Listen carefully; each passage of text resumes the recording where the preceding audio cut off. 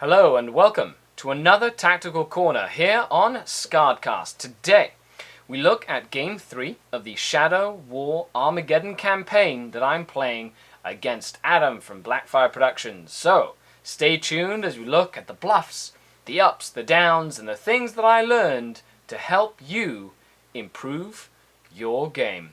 Let's begin.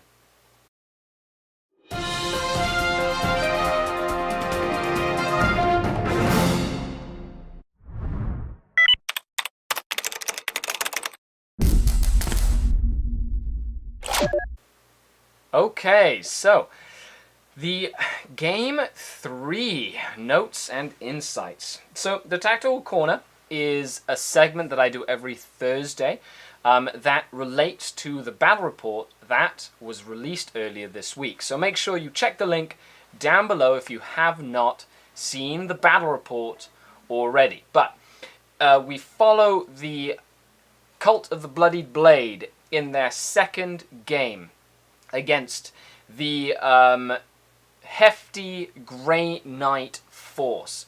And over the first game, we saw that the Grey Knight heavy firepower really took a big beating on the Dark Eldar, and I talked about using being hidden and things a lot more effectively. Now in this game, the Grey Knights, other than like the second game, where you saw me charge in and kind of sneak up on the Grey Knights and take them out. This game saw the Grey Knights in a more aggressive position at the front of up going against the Dark Eldar, and me having to kind of stop them from achieving an objective that I was not privy to. I did not know what their main objective was, and my force was divided.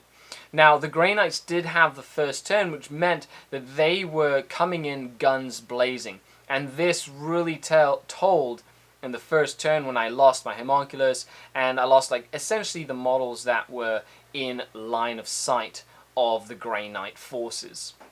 So that put me on the back foot early on, and I did make a big mistake.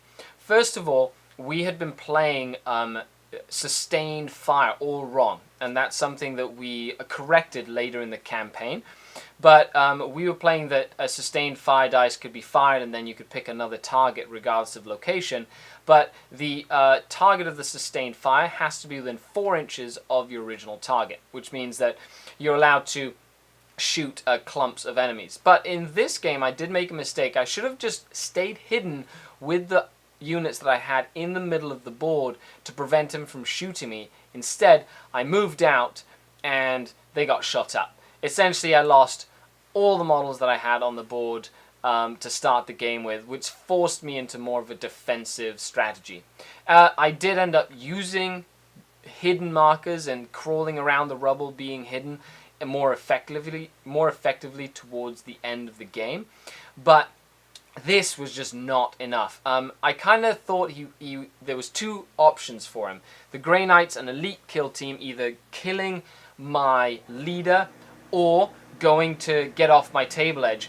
And I was really unable to stop him from doing either of those. He played very smart and stayed outside of the charge range of my models on the flanks of the table, which allowed him to really kind of maneuver and slowly work his way up.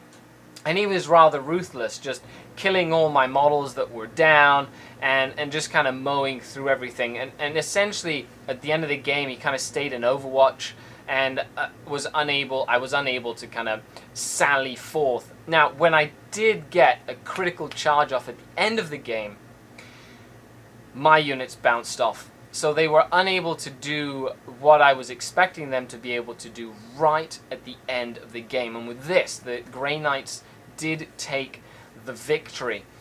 So make sure you stay tuned for the rest of the campaign. Check the links down below and leave a comment.